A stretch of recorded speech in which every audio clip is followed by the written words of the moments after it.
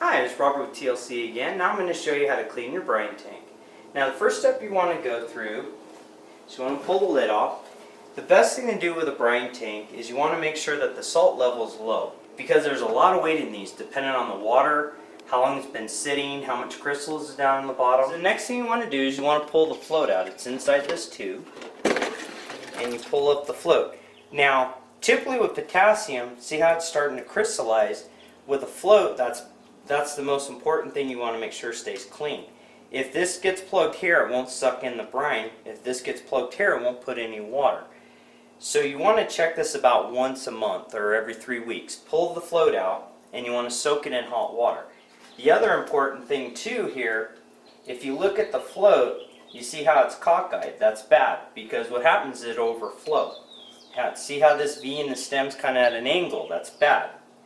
Typically you want to make sure it's nice and straight. There's a measurement from the bottom of here to the top of here.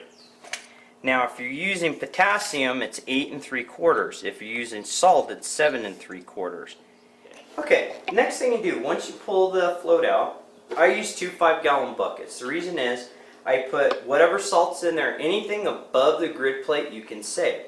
Anything below it's garbage. So I take all the salt out, whatever's in, and I put it in the bucket.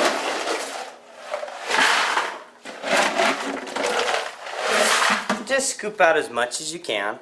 Make sure to be careful when you're picking it up. Now I set it on the bucket just to help with the weight, and I pour the water in the other bucket. And then dump out the rest of the potassium. So now I made it a lot lighter and it's easier for me to clean. Inside the tube is a nut. This is actually what holds it together. This little thing right here is the overflow. And then just take it off with your bare hand. Now you want to make sure you put it together and stick it in your pocket or you'll lose it. Next, you just pull out the tube. The whole thing just pulls apart. Now this is the grid plate in the tube. And the stuff that's left over in the remnants is down in the bottom inside, and this is what you're going to throw away or clean out. Now we're going to take it outside, because typically wherever you clean this is going to leave a little salty residue. Usually it's best to do it in the rocks. Typically I use a big trash bag and I cover the tank, flip it upside down, dump out any waste. Now you want to use a rubber mallet sometimes if it sticks real bad. Don't use a real hammer because it is plastic. You'll put a hole in it. Now you'll notice there'll be a dirt ring. That's typical. That's from the salt or potassium. It's going to leave a dirt ring. So if it's not going to hurt anything. If it really bothers you, you can take an SOS kind of green pad and wipe it out. Don't use any harsh chemicals. If you use anything, use dish soap to wash it out. Now typically with your grid plate, you want to make sure this is cleaned out and all the holes so you can see through them, because you want the water to get through to dissolve it. Clean off your tube. You want to try to clean out all the crystals. So now we're going to put everything back in. Now this is your bottom plate. You want to put this in the bottom. You always want to make sure this fin is away from this small hole, just like this. Next, you want to take your grid plate, big hole to the small hole. Same thing with the tube. You want to go the small hole to the small hole. We want to put our overflow with our nut that's going to hold it together.